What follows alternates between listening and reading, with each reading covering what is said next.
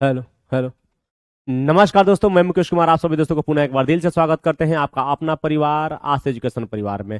NCERT class 6 geography का आज अध्याय नंबर हो जाएगा आपका 6 अध्याय में हम लोग सबसे पहले कुछ मोस्ट इंपोर्टेंट बातें लिखेंगे जो कि एग्जाम में बार बार पूछा जाता है। उसके बाद पूरा एनसीईआरटी का जो बुक है उसको लाइन बाय लाइन पढ़ेंगे, तो इसमें आपको परेशान होने की जरूरत ना है। अब आप देख रहे हो कि प्राकृतिक वनस्पति और वन्य जीव यानी कि क्या कर रहा है कि natural vegetation and wild life, ये जो है भैया ये आपका ये अध्याय का नाम है। इसके बारे में हमें पढ़ना है, ठीक है। तो इसके बारे में हम पढ़ना है तो इसका परिभाषा यानी परिभाषा का मतलब होता है कि हमारा जो जीवन है, जो हमारा जीवन, जो प्राकृतिक वनस्पति कौन कौन सी वनस्पतियां होती है और उसमें रहने वाले जीव किस प्रकार के रहते हैं उसी के बारे में हमें पढ़ना है, ठीक है। इसमें सबसे पहले आ जाते हैं वन। वन क्या होते हैं? तो पेड़ पौधों से घिरा हुआ ऐसा क्षेत्र जिसे हम वन कहते हैं, यानी कि वहां विकसित होते हैं, वहां वो विकसित होते हैं जहां पेड़ के कवर का समर्थन करने के लिए तापमान और वर्षा भरपूर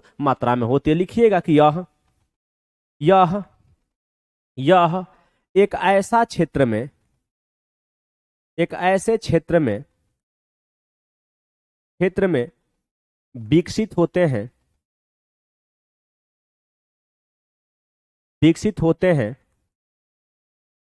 जहां जहां तापमान ताप यहाँ मैंने कहने का इसका मतलब है तापमान एवं वर्षा भरपूर मात्रा में भरपूर मात्रा में उपलब्ध होता है।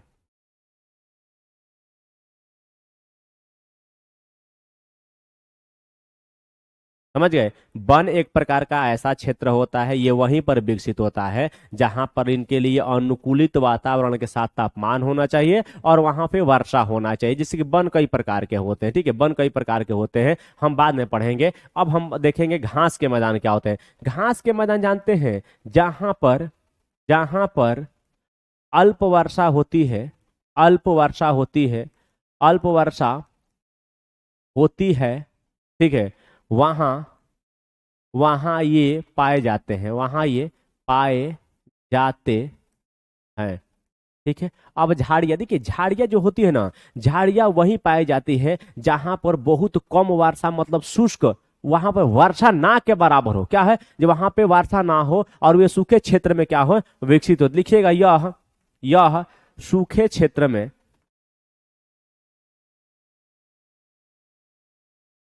क्षेत्र में क्या होती है? विकसित होती हैं।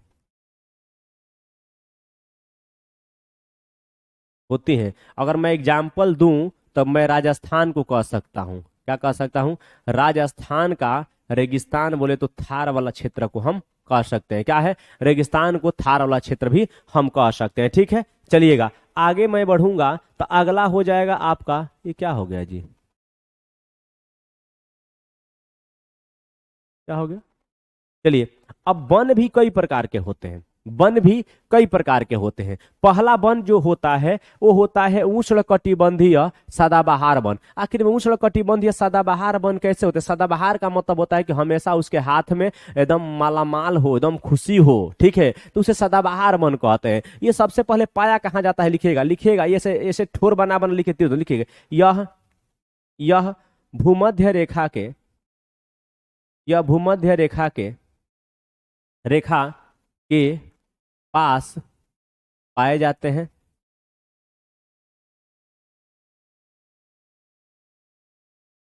ठीक है। लिखिएगा इनकी पत्तियां इनकी पत्तियां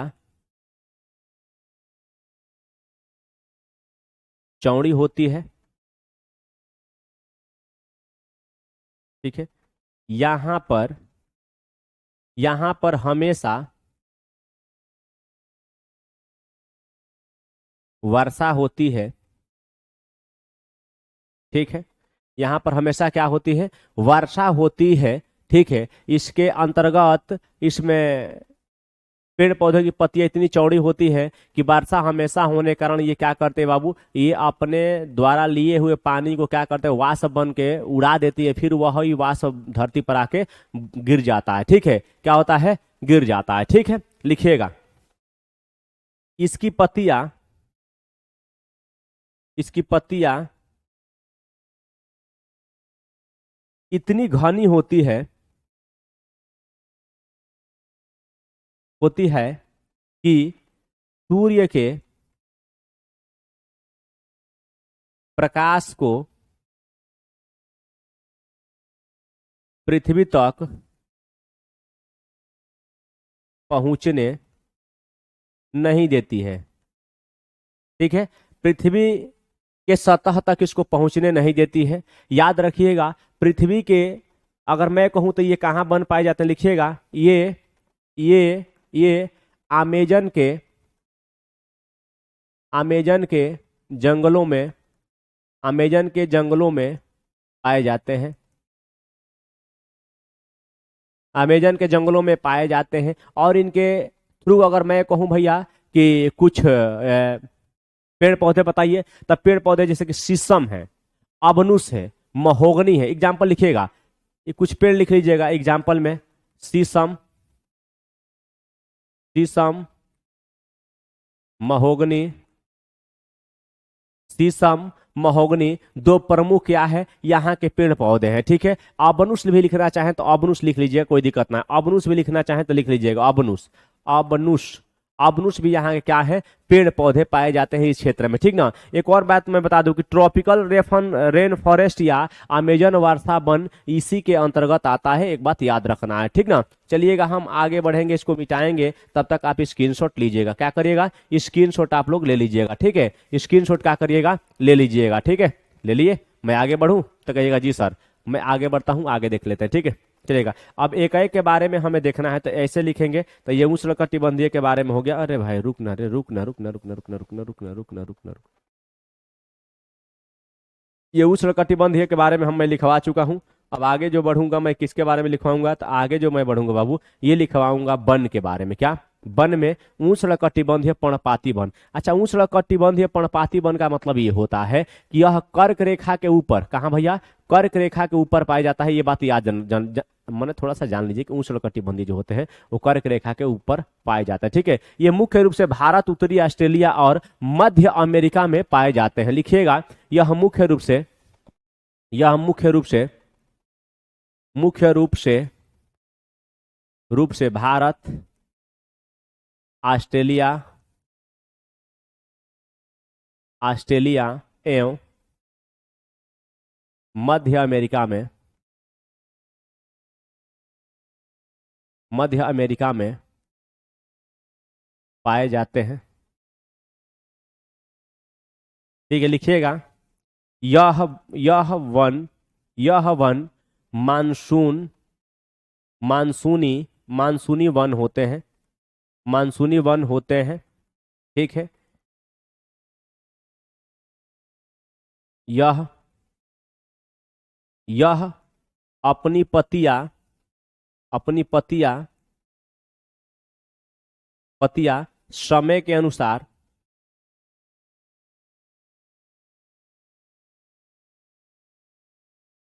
समय के अनुसार गिरा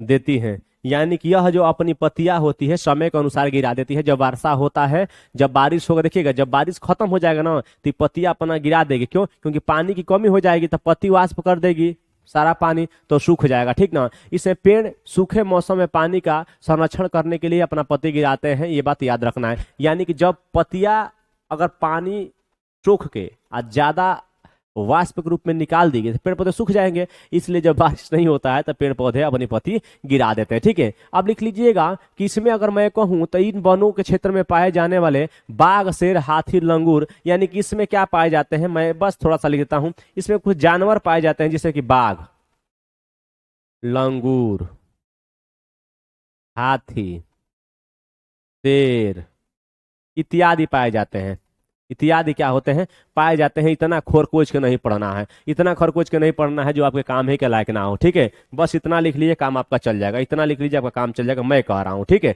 चलिएगा, अब है शीतोष्ण सदाबहार वन। अच्छा, शीतोष्ण सदाबहार वन कहाँ होगा, पूरा समझिएगा, देख सुन।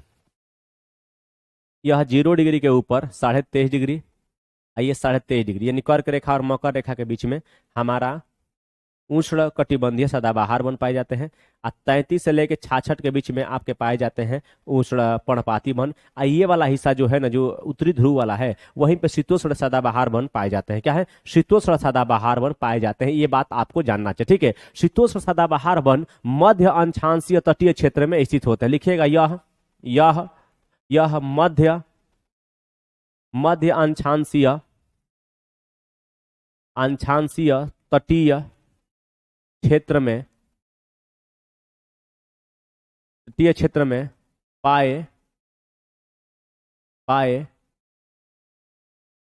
जाते हैं। क्या होते हैं, पाए जाते हैं। वे आमतौर पर दक्षिण पूर्व जो होता है अमेरिका, दक्षिण पूर्व क्या है, दक्षिण पूर्व अमेरिका, दक्षिणी चीन और दक्षिणी पूर्व ब्राजील में पाए जाते हैं। यानी कि मैं यहां पे अगर मैं लिखना चाहूं तो लिख लीजिएगा,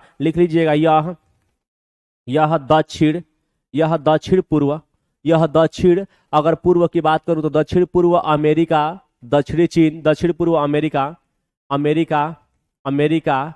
ठीक, दक्षिणी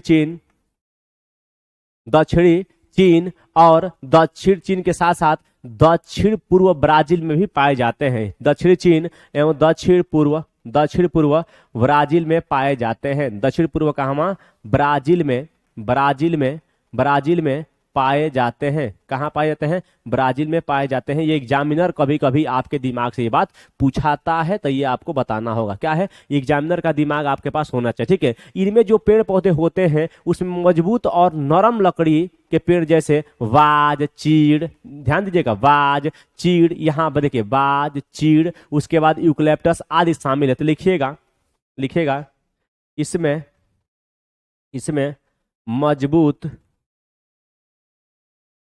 मजबूत काष्ठीय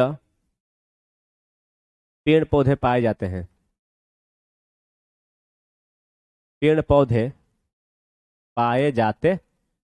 एग्जाम्पल के लिए क्या लिख सकते हैं, एग्जाम्पल के लिए लिख सकते हैं आप कौन, जैसे में कि एक हो जाता है बाज हो जाएगा, चीड़ हो जाएगा, यूकलिप्टस हो जाएगा। तो याद रखिएगा, अगर आप नहीं जानते हैं तो ये चीड़ बस लिख लीजिए, काम चल जाएगा। चीड़ लिख लीजिए, आपका काम चल जाएगा, इससे ज्यादा आपको लिखने की जरूरत ना है, चीड़ लिख लीजिए, ठीक है। चीड़ लिख लीजिएगा, आपका काम चल जाएगा। अब हम आगे बढ़ेंगे, अगला क्रम में क्या लिखेंगे, तो अगला क्रम में हम समशीतोष्ण पर्णपाती वन लिखेंगे। क्या लिखेंगे, समशीतोष्ण पर्णपाती वन के बारे में पढ़ेंगे, ठीक है।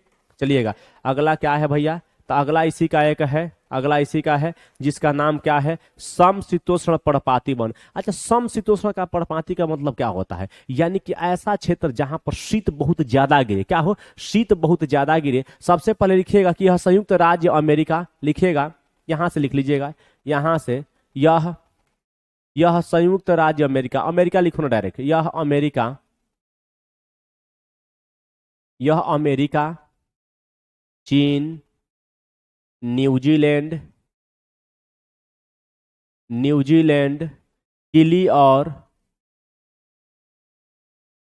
और पश्चिमी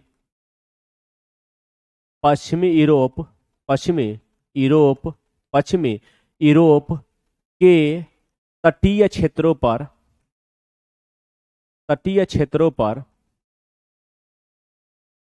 पर पाई जाती है। अगर कहेगा खरकोच के तो उत्तर पूर्वी भाग में, ठीक है। यह उच्च अक्षांशों की ओर स्थित है। लिखिएगा यहां से, रुकना यार, यह उच्च अंशांशों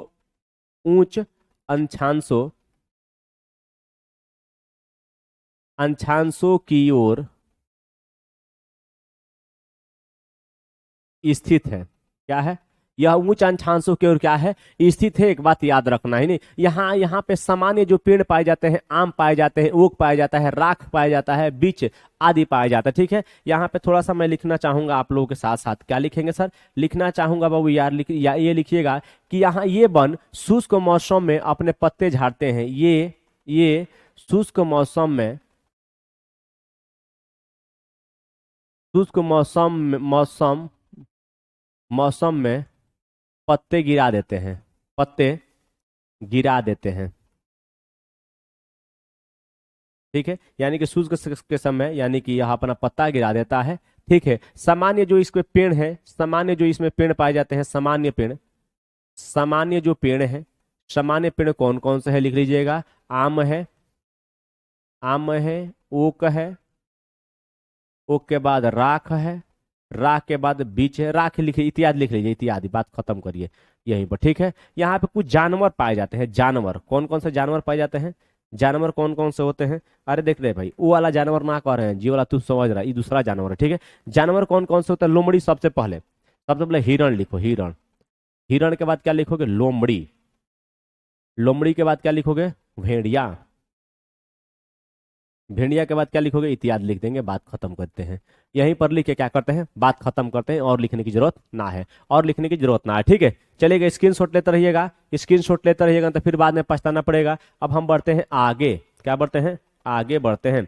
अगला क्या है भैया? अगला है भूमध्य वनस्पति। कह रहा है कि भूमध्य वनस्पति क्या होती है? तो याद रखें, जो भूमध्य रेखा के उगने वाली जो वनस्पति होती है उसे भूमध्य वनस्पति कहा जाता है। मतलब जो भूमध्य रेखा के करीब उगती है उसे भूमध्य वनस्पति कहा जाता है। यह ज्यादातर यूरोप, अफ्रीका और एशिया, अमेरिका और कैलिफोर्निया के दक्षिण पश्चिम भागों में पाया जाता है। ये महाद्वीपों के पश्चिम और दक्षिण पश्चिम हाशियों पर स्थित। लिखिएगा, यह महाद्वीपों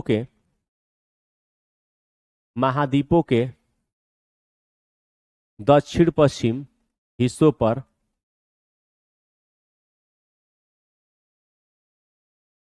स्थित है। दक्षिण पश्चिम हिस्सों पर क्या है? स्थित है। यहां से थोड़ा सा लिख लीजिएगा, लिखिएगा, यह ज्यादातर, यह यूरोप,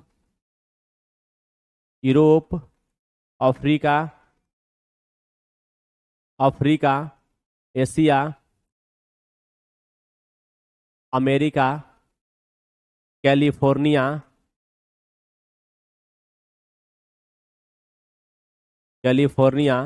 ठीक है, पश्चिमी अफ्रीका, पश्चिमी अफ्रीका के आसपास के क्षेत्र में पाया जाता है। के आसपास के क्षेत्रों में पाया जाता है, क्षेत्रों में पाया जाता है। ठीक है, क्या होता है? यह इसके आसपास के क्षेत्रों में पाया जाता है। एक बात याद रखिएगा, ठीक ना। यहाँ जो होता है भूमध्य सागरीय क्षेत्र को उनके फलों की खेती के लिए क्या होता है? विश्व में फलों उद्यान के रूप में जाना जाता है। ठीक है, लिखिएगा, यहाँ के भूमि के फल उद्यानों के लिए, यहाँ के भूमि को फल उद्यानों के लिए विश्व में जाना जाता है। ठीक है, खट्टे फल जैसे संतरा, फल में एग्जाम्पल लिख लीजिएगा कि कौन कौन से फल बहुत ज्यादा मात्रा में पाए जाते हैं। तो याद रखिएगा, संतरा,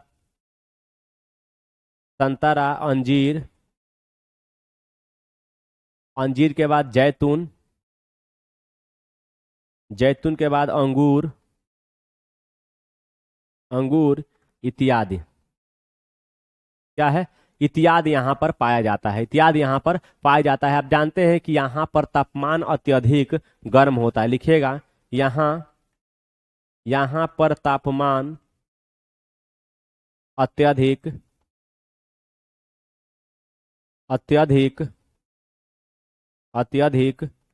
गर्म होता है। ठीक है, चलिएगा, अब मैं स्क्रीनशॉट लीजिएगा, मैं आगे बढ़ूंगा, क्योंकि अब इसके आगे जल्दी से कर लेंगे तो और अच्छा हो जाएगा। ठीक ना।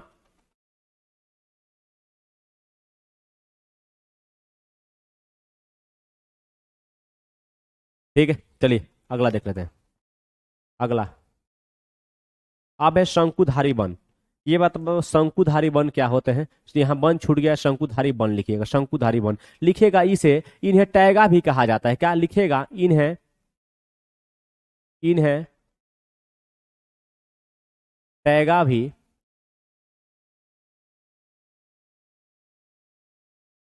टैगा भी कहा जाता है, टैगा भी कहा जाता है। रूसी भाषा में इसका अर्थ है शुद्ध या अनछुआ। हाँ लिखिएगा, रूसी भाषा में रूसी भाषा में रूसी भाषा में इसका अर्थ शुद्ध या अनछुआ है। अनछुआ है, क्या है, अनछुआ है। शुद्ध या अनछुआ है, एक बात याद रखना है, क्या है, अनछुआ है, क्योंकि यहां से सवाल आपके बनते हैं मेरे मित्र, तो यहां से कहीं भी मजाक करने की जरूरत आपको नहीं है। लिखिएगा, यह उत्तरी गोलार्ध के यह उत्तरी गोलार्ध के उत्तरी गोलार्ध के उच्च अक्षांश, कितना, उच्च अक्षांश 50 से 70 डिग्री सेंटीग्रेड, 50 से 70 डिग्री सेंटीग्रेड में स्थित है। ये यहाँ पर इतना तापमान रहता है, सिंपल बात है, क्या है, इसे लिखिएगा। चीड़, देवदार इन क्षेत्र में पाए जाने वाले प्रमुख वनस्पतियां हैं। कौन है, लिख लीजिएगा, यहाँ पे लिखिएगा, हम लिखवा रहे हैं, लिखिएगा, चीड़, देवदार इन वनों में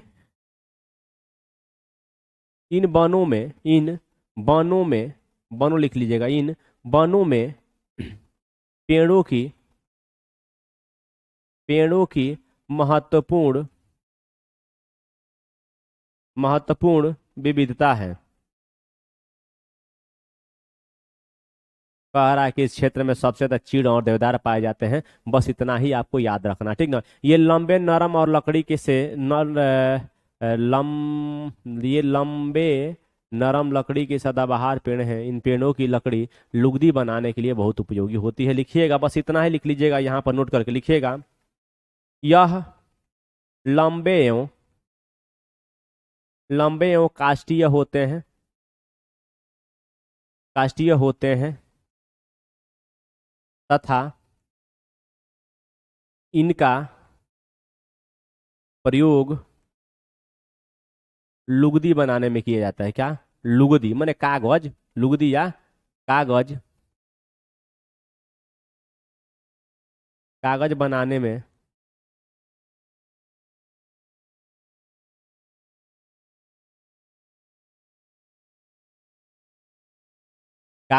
में क्या होता है, किया जाता है। ये रहा आपके शंकुधारी वन, क्या रहे दोस्त, ये रहे आपके शंकुधारी वन। अब चलते हैं हम कुछ उष्णकटिबंधीय घास के मैदान देखेंगे कि उष्णकटिबंधीय में घास के मैदान कैसे कैसे पाए जाते हैं। एक बात हम आपको बता देते हैं, घास के मैदान में दो प्रकार के होते हैं, एक होता है उष्णकटिबंधीय घास के मैदान और एक होता है शीतोष्णकटिबंधीय घास के मैदान। जो आप देखते हैं कर्क रेखा और मकर रेखा के बीच में जो घास के मैदान पाए जाते हैं उष्णकटिबंधीय होते हैं, और जो मकर रेखा के बाद पाए जाते हैं, 23.5 डिग्री के बाद, वो शीतोष्ण में आ जाते हैं, ठीक है। तो एक बात बताइए कि हम उष्णकटिबंधीय घास के मैदान को अगर हम देखेंगे तो सबसे पहले ब्राजील देखेंगे। क्या देखेंगे, ब्राजील, क्या देखेंगे, ब्राजील। ब्राजील में क्या है, कैंपस, ब्राजील में कैंपोस है। उसके बाद पंपास कहाँ है, पंपास अर्जेंटीना, लेकिन पंपास तो नहीं होना चाहिए, पंपास अगर अर्जेंटीना में, पंपास शीतोष्ण हो जाएगी, ठीक है, पंपास शीतोष्ण हो जाएगी। लेकिन अफ्रीका में सवाना लिखे, अफ्रीका लिखे, अफ्रीका, पूर्वी अफ्रीका, पूर्व अफ्रीका, ठीक है, पूर्व अफ्रीका में लिख लीजिए बाबू। ये है अफ्रीका में, क्या है, सवाना, सवाना, क्या है, सवाना। आगे अगर मैं कहूं तो वेनेजुएला, वेनेजुएला। अच्छा, वेनेजुएला में क्या है सर, तो वेनेजुएला में जो घास के मैदान है, माने उष्णकटिबंधीय घास के मैदान है, जिसको लानोस कहते हैं। क्या कहते हैं, लानोस कहते हैं। क्या कहते हैं, लानोस कहते हैं। अब शीतोष्णकटिबंधीय घास के मैदान में कौन कौन हो जाएंगे, तो इसमें पहला ही आ जाता है आपका ऑस्ट्रेलिया का डाउन्स, ऑस्ट्रेलिया, ठीक है। ऑस्ट्रेलिया का डाउन्स आ जाता है, डाउन्स आ जाता है। उसके बाद आपका दक्षिणी अफ्रीका का, दक्षिणी अफ्रीका, दक्षिणी अफ्रीका महाद्वीप का वेल्स आ जाता है, वेल्स, वेल्स घास का मैदान शीतोष्ण है। उसके बाद आपका अर्जेंटीना आ जाता है, अर्जेंटीना, अर्जेंटीना का पंपास आ जाता है, क्या आता है, पंपास आ जाता है। ये क्या है, यह शीतोष्ण घास के मैदान पाए जाते हैं। इस क्षेत्र में छोटे छोटे झाड़ियां होती है, उसे हम घास का मैदान कहते हैं। ये तरीका का होता है। सवाल केवल यही पूछता है बबुआ कि ये कहाँ पाई जाती है और कुछ नहीं, सवाल इससे ज्यादा कुछ नहीं पाया जाता है, ठीक है। अगर शीतोष्ण कटिबंधीय घास के स्थल और देखेंगे, और देखेंगे तो एक और हमको लग रहा है कि छूट गया है, उसको कहते हैं मध्य एशिया। क्या है मध्य एशिया में, क्या है ये लिख लीजिएगा, मध्य एशिया, ठीक है। मध्य एशिया में क्या है सर, मध्य एशिया। देखिए इससे ज्यादा आपके एग्जामिनर कभी नहीं पूछ सकता है। मध्य एशिया में स्टेपी है, क्या है, स्टेपी घास के मैदान है, ठीक है। चलिएगा अगर मैं कह दूं उत्तरी अमेरिका में कौन सा है, उत्तरी अमेरिका में, उत्तरी, उत्तरी अमेरिका में कौन है, उत्तरी अमेरिका में कौन है, तो उत्तरी अमेरिका में जो घास के मैदान पाए जाते हैं उसको प्रेयरी कहते हैं। क्या कहते हैं, उसको प्रेयरी कहते हैं। बस कहानी खत्म करिए, कहानी खत्म कर, स्क्रीनशॉट जल्दी लीजिए, कहानी खत्म करिए, जल्दी से स्क्रीनशॉट लीजिए बाबू, जल्दी जल्दी, करेजा हो, जल्दी ले ला, जल्दी लीजिए।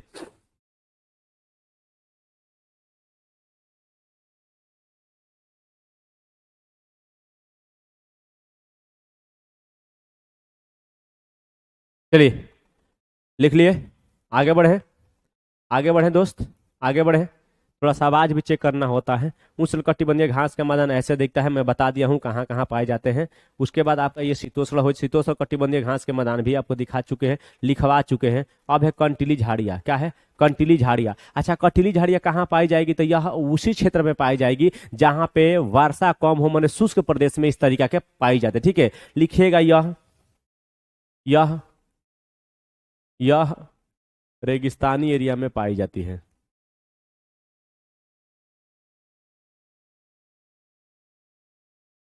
एरिया में पाई जाती है,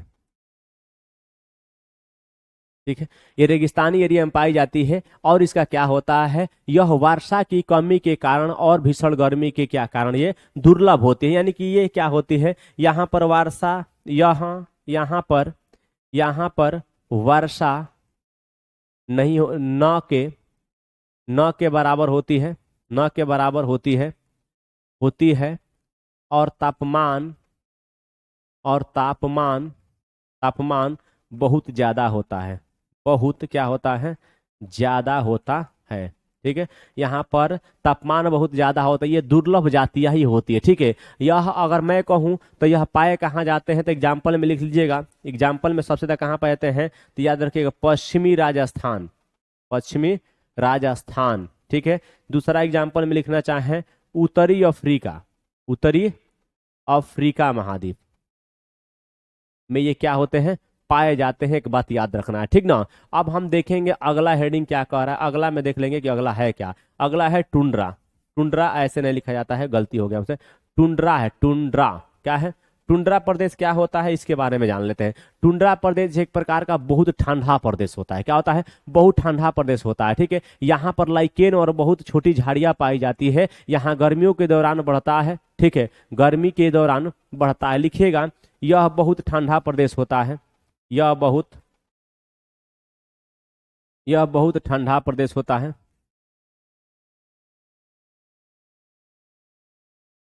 ठीक है। यहाँ पर, यहाँ पर, यहाँ पर लाइकेन के पौधे पाए जाते हैं। यहाँ तापमान, यहाँ तापमान ऋणात्मक हो जाता है।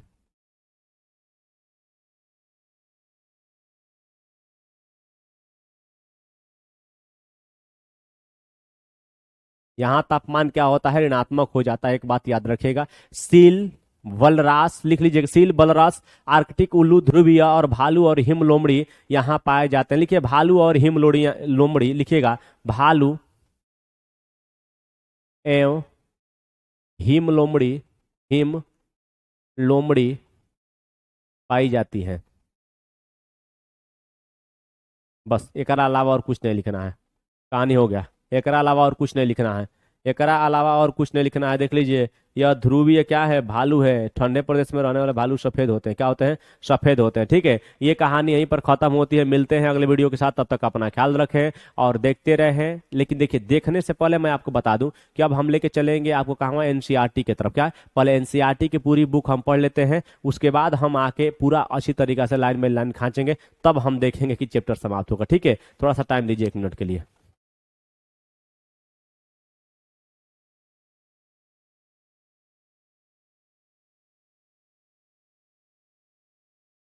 चलिए, तो थोड़ा सा विलम्ब हुआ एनसीईआरटी के लेकर। एनसीईआरटी मतलब लाना पड़ता है पूरा किताब। आप देख लिए हैं कि क्लास 7th की जो एनसीईआरटी हम लोग पढ़ रहे हैं बाबू पूरी तरीका से, क्लास 7th की जो एनसीईआरटी हम पूरी तरीका से पढ़ रहे हैं, तो उसमें ये पढ़ रहे हैं कि साल आज जो है, आज आप लोगों को हम क्या पढ़ाए थे, अभी जस्ट पढ़ा के लिए क्लास 6 का पूरा बढ़िया से जो एग्जाम में पूछा जाता है उसके बारे में पूरा निमन से बताए हैं। प्राकृतिक वनस्पति एवं वन्य जीवन, यानी कि इसे प्राकृतिक वनस्पति होती है और वन्य जीवन कैसा कैसा होता है, एकदम पूरा बढ़िया से लिखा चुके हैं। अब एनसीईआरटी को लाइन बाय लाइन खांच के केवल पढ़ देना है। जैसे कह रहा है कि सलीमा अपने ग्रीष्म शिविर से बहुत उत्साहित थी। अपने सहपाठियों के साथ वह हिमाचल प्रदेश में मनाली देखने गई थी। उसे सब स्मरण था कि बस जैसे जैसे चढ़ाई पर जा रही थी तो वह स्थलकृति एवं प्राकृतिक वनस्पति के बदलते रूपों को देखकर कितनी हैरान हो रही थी। यानी कह रहा है कि जब सलीमा ऊपर जा रही थी, हिमाचल प्रदेश में घूमते घूमते जा रही थी, तो जितने वो स्थल कृतियां था उसको जब देख रही थी तो आश्चर्यचकित हो रही थी, क्योंकि बदलते जा रहे थे। कह रहा है गिरिपाद में स्थित साल एवं सागवान के घने वन धीरे धीरे अदृश्य हो गए तथा पर्वत की ढलानों पर पतली नुकीली पत्तियों तथा शंकुआकार क्या है बितान लंबे वृक्ष दिखने लगे। कह रहे उसे पता चला कि वे शंकुधारी वृक्ष थे। लंबे वृक्षों पर खिले लाल लाल फूलों पर उसका ध्यान गया। वे रोडोडेड्रॉन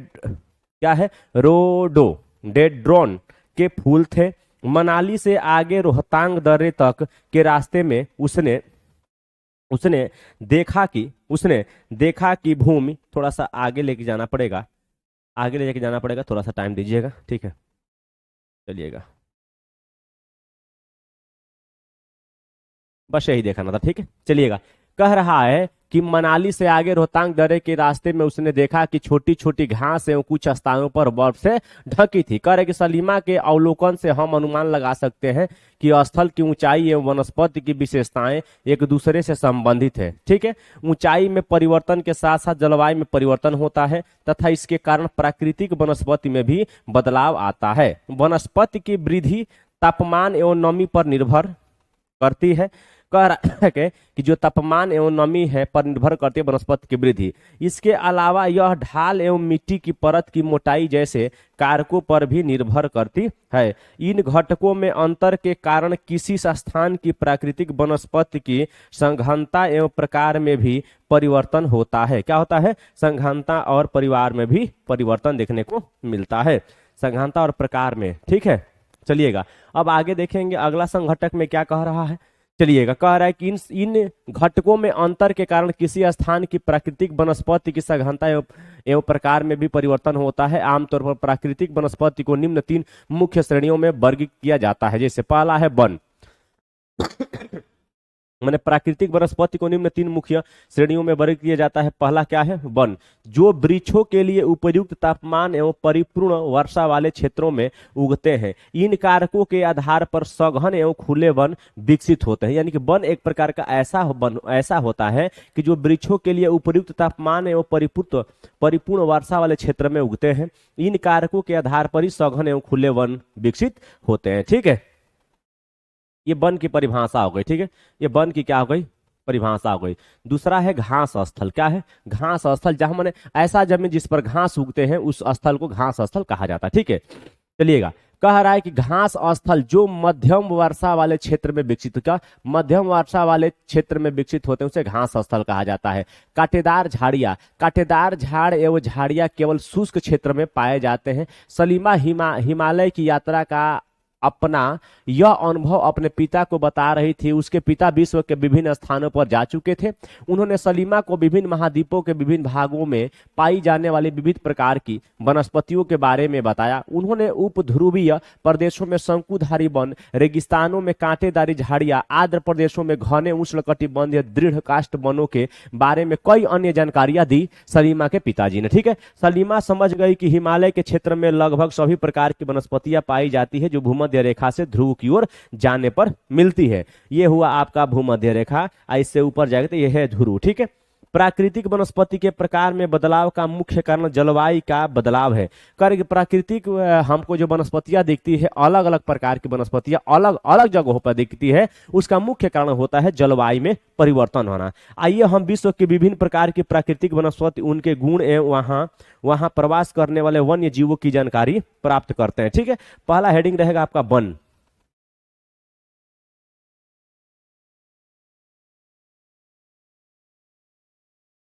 तुम इधर आ रे भाई, तुम इधर आ, तुम यहाँ ही रहो। ठीक है, चलिएगा, पहला रहेगा वन। क्या रहेगा? पहला वन रहेगा। ठीक है, पहला वन रहेगा। चल भैया, कह रहा है कि वन उष्णकटिबंधीय सदाबहार वन, यानी कि जो वन में जो पहला आता है उसको कहते हैं उष्णकटिबंधीय सदाबहार वन।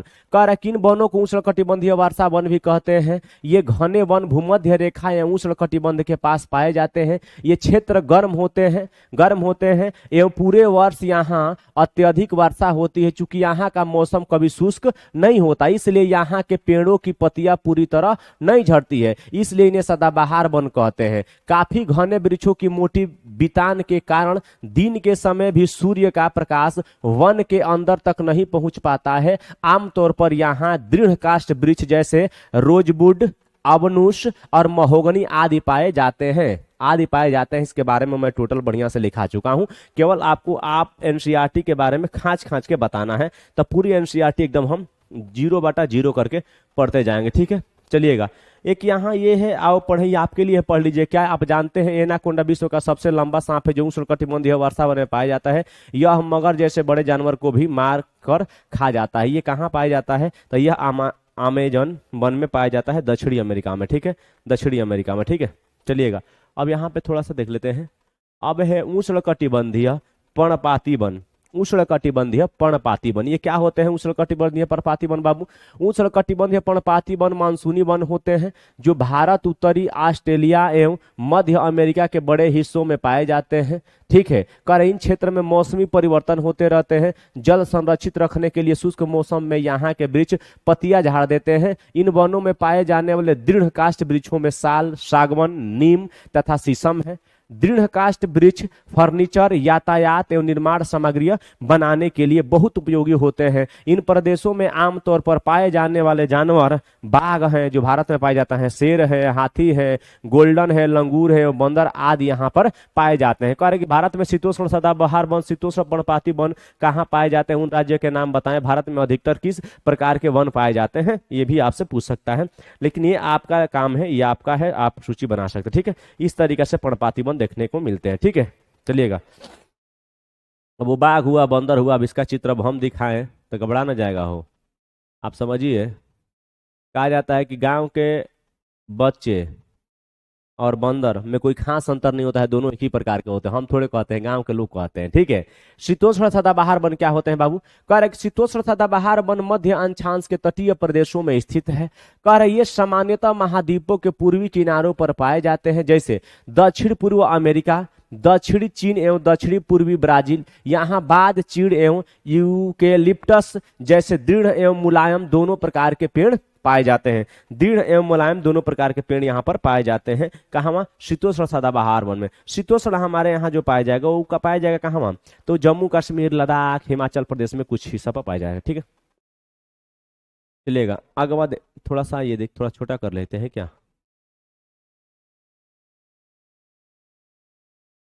चलिए ठीक है, देख लेते हैं।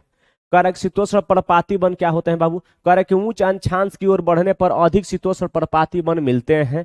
कारक ये उत्तर पूर्वी अमेरिका, चीन, न्यूजीलैंड, चिली एवं पश्चिमी यूरोप के तटीय प्रदेशों में पाए जाते हैं। यह अपनी पत्तियां शुष्क मौसम में झाड़ देते हैं। यहाँ पाए जाने वाले पेड़ बाज, ऐस, बीच आदि जो हिरण, लोमड़ी, भेड़िया यहाँ के आम जानवर हैं, फिजेंट तथा मोनाल जैसे पक्षी भी यहाँ पर पाए जाते हैं। यहाँ पर पाए जाते हैं। सर ये किसके काम में आएगा? तो सबसे ज्यादा पूछा जाता है सीटेटवा में। सीटेट में बहुत पूछा जाता है और वन लाइनर के तौर पे एग्जामिनर भी आप लोगों से पूछ सकता है। ठीक है, ऐसा नहीं है कि नहीं पूछेगा। ठीक है, ऐसा नहीं है कि नहीं पूछेगा। ठीक है, चलिएगा अब यहाँ पे थोड़ा सा इधर आ जा बाबू, इधर आ जा। हाँ चलिए, अब दिख रहा होगा आप लोगों को। चलिए, अब भूमध्य सागरीय क्या होते हैं? वनस्पति। जो भूमध्य सागर के आसपास उगते हैं उसे भूमध्य सागरीय वनस्पति कहा जाता है। एक बात याद रखना है, ठीक ना। चलिएगा, कह रहे कि आप जान चुके हैं कि महाद्वीपों के पूर्व एवं उत्तर पूर्वी किनारों के अधिकांश भाग में शीतोष्ण सदाबहार वन एवं पर्णपाती पेड़ों से ढके हैं। महाद्वीपों के पश्चिमी एवं दक्षिण पश्चिम किनारे भिन्न हैं। यहाँ भूमध्य सागरीय वनस्पति पाई जाती है। कह रहे यह अधिकतर यूरोप, अफ्रीका एवं एशिया के भूमध्य सागर के समीप वाले प्रदेशों में पाई जाती है, इसलिए इसका यह नाम पड़ा। ये वनस्पतियां भूमध्य सागर के बाहरी प्रदेशों जैसे संयुक्त राज्य अमेरिका के कैलिफोर्निया, दक्षिण पश्चिमी अफ्रीका, दक्षिण पश्चिमी दक्षिणी अमेरिका एवं दक्षिण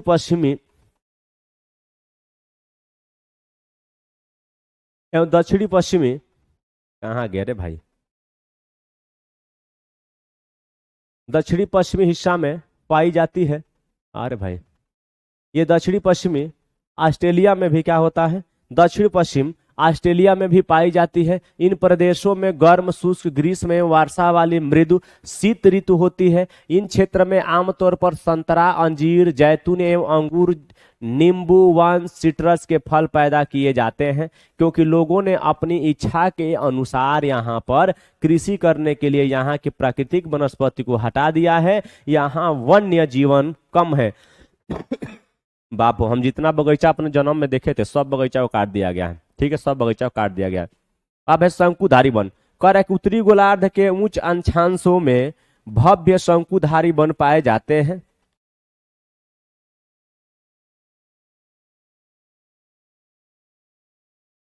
चलिए, शंकुधारी वन बताए हैं ना कि शंकुधारी वन कैसे होते हैं। चलिए, कार्य उत्तरी गोलार्ध के उच्च अक्षांशों में, मैंने उच्च अक्षांश मैंने 50 से 70 डिग्री में भव्य शंकुधारी वन पाए जाते हैं। ठीक है, इन्हें टैगा भी कहते हैं। ये वन अधिक ऊंचाइयों पर भी पाए जाते हैं। इन्हीं वृक्षों को सलीमा ने हिमालय में प्रचुर मात्रा में देखा था। कह रहा है कि ये लंबे नरम काष्ठ वाले सदाबहार वृक्ष होते हैं। इन वृक्षों के काष्ठ का उपयोग लुगदी बनाने के लिए किया जाता है, जो सामान्य तथा अखबारी कागज बनाने के काम में आती है। नरम काष्ठ का उपयोग माचिस एवं पैकिंग के लिए, बक्से बनाने के लिए भी किया जाता है। चीड़, देवदार आदि इन वनों के मुख्य पेड़ है। कहता है कि शंकुधारी वन में कौन सा पेड़ पौधे पाए जाते हैं? तो एक याद रखेगा चीड़ और एक याद रखेगा देवदार। ठीक है, कह रहे यहाँ सामान्यतः रजत, लोमड़ी, मिंक, ध्रुवीय भालू जैसे जानवर पाए जाते हैं। एक बात याद रखिएगा, ये जानवर है तो जानवर की तरह याद रखा जाएगा। ठीक है, चलिएगा, ये जानवर है तो जानवर की तरह याद रखा जाएगा। ठीक है, चलिएगा, कुल चित्र है, उस आपको वहां पे चित्र दिखाए हैं, फिर भी यहाँ पे चित्र दिखा रहे हैं, देख लीजिएगा। ठीक है, चलिए, अब है घास स्थल। घास स्थल में क्या पढ़ना है बाबू? करे घास स्थल कैसे कैसे स्थल होते हैं। घास स्थल में होता है पहला उष्णकटिबंधीय घास स्थल। ये वन भूमध्य रेखा के किसी भी तरफ उग जाते हैं और भूमध्य रेखा के दोनों ओर से उष्णकटिबंधीय क्षेत्र तक फैले हैं। करे यहाँ वनस्पति निम्न से मध्य वर्षा वाले क्षेत्र में पैदा होती है। यह घास काफी ऊंची, लगभग 3 से 4 मीटर की ऊंचाई तक बढ़ सकती है। अफ्रीका का सवाना घास स्थल इसी का है। ये पूछा जाता है कि बताओ कि अफ्रीका में जो सवाना घास के मैदान किसका उदाहरण है? शीतोष्ण की उष्ण? तो कहिएगा कि उष्ण का है। ठीक है, कह रहे हैं कि सामान्य रूप से उष्णकटिबंधीय घास स्थल में हाथी, जेबरा, जिराफ, हिरण, तेंदुआ आदि जानवर पाए जाते हैं। प्राकृतिक वनस्पति वहां देख ले सकते हैं, चित्र है। चलिएगा, ये देख लेते हैं थोड़ा सा शीतोष्ण घास के स्थल क्या होते हैं। एक सिंपल बात हम आपको बता दिए हैं, ठीक है, बता दिए, आपको परेशान होने की जरूरत ना है। शीतोष्ण घास के स्थल क्या है? ये मध्य अक्षांश क्षेत्रों और महाद्वीपों के भीतरी में पाए जाते हैं। यहाँ की घास आमतौर पर छोटी एवं पौष्टिक होती है। शीतोष्ण प्रदेश में सामान्यतः जंगली भैंस, वाइसन, एंटीलोप पाए जाते हैं, माने इस क्षेत्र में पाए जाते हैं। इसी को खा खा के बड़े होते हैं। कंटीली झाड़ियाँ शुष्क रेगिस्तान जैसे प्रदेशों में पाई जाती है। उष्णकटिबंधीय रेगिस्तान महाद्वीपों के पश्चिमी किनारों पर पाए जाते हैं। तीव्र गर्मी एवं बहुत कम वर्षा के कारण यहाँ वनस्पतियों की कमी रहती है। विश्व के मानचित्र पर रेगिस्तानी प्रदेश को चिन्हित करें। क्या आप भारत के बड़े रेगिस्तान का नाम बता सकते हैं, जिसका नाम हम पहले ही बताए, थार? ठीक है, बता सकते हैं। रेगिस्तान के कुछ जानवरों के नाम बताएं जिन्हें आप पहले जान चुके हैं। हम एक ही का नाम बता देते हैं आपको, उसका नाम है ऊंट। यदि आप ध्रुवीय प्रदेश में जाएंगे तो वहां स्थान आपको अत्यधिक ठंडा ठंडा मिलेगा। सही बात है, ध्रुव की ओर जाएंगे तो अत्यधिक ठंडा रहेगा, क्यों? क्योंकि वहां की सूर्य किरणें तिरछे पड़ती है। ठीक है, करें यहाँ बहुत ही सीमित प्राकृतिक वनस्पति मिलती है। यहाँ केवल कई लाइकेन एवं छोटी छोटी झाड़ियां पाई जाती हैं। ये अल्पकालिक ग्रीष्म ऋतु के दौरान, ग्रीष्म ऋतु के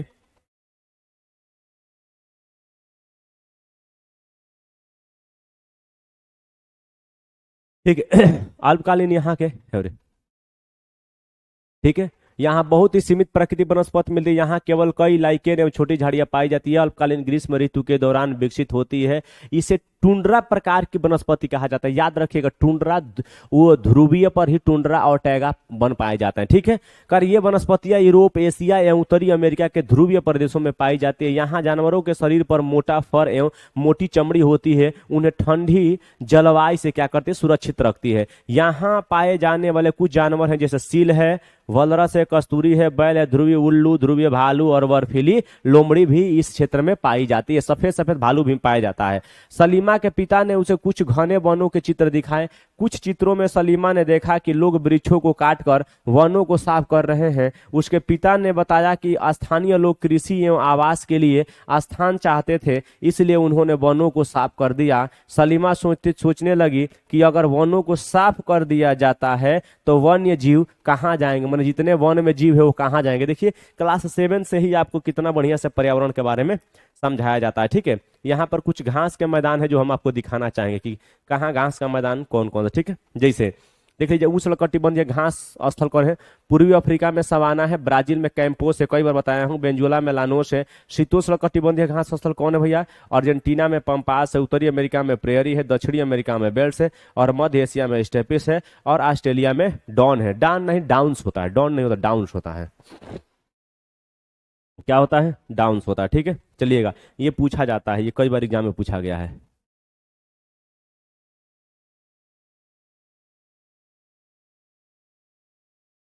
चलिए आगे देखते हैं।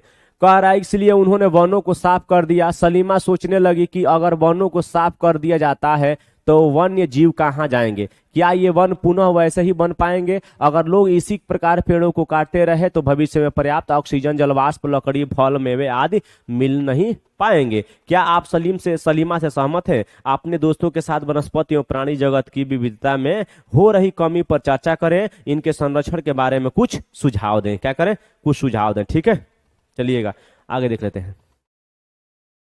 अरे यार, अरे भाई कितना परेशान करता है। अब अभ्यास प्रश्न है, इसको देख लीजिए। क्या भाई भैया?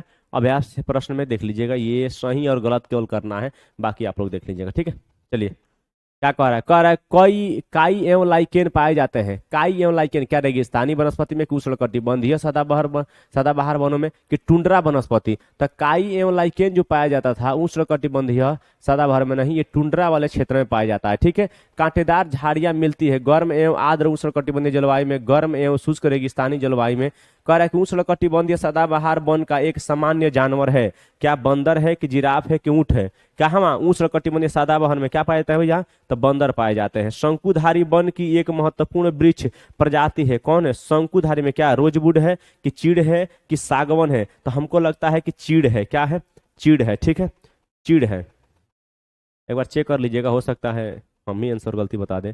स्टेपिस घास के मैदान पाए जाते हैं। क्या दक्षिणी अफ्रीका में, ऑस्ट्रेलिया में, कि मध्य एशिया में? तो मध्य एशिया में पाया जाता है। एक बात याद रखना, ठीक ना दोस्त। चलिए मिलते हैं अगले क्लास में, तब तक अपना ख्याल रखें और देखते रहें आपका अपना परिवार है आस एजुकेशन परिवार। ठीक है दोस्त, बाय बाय।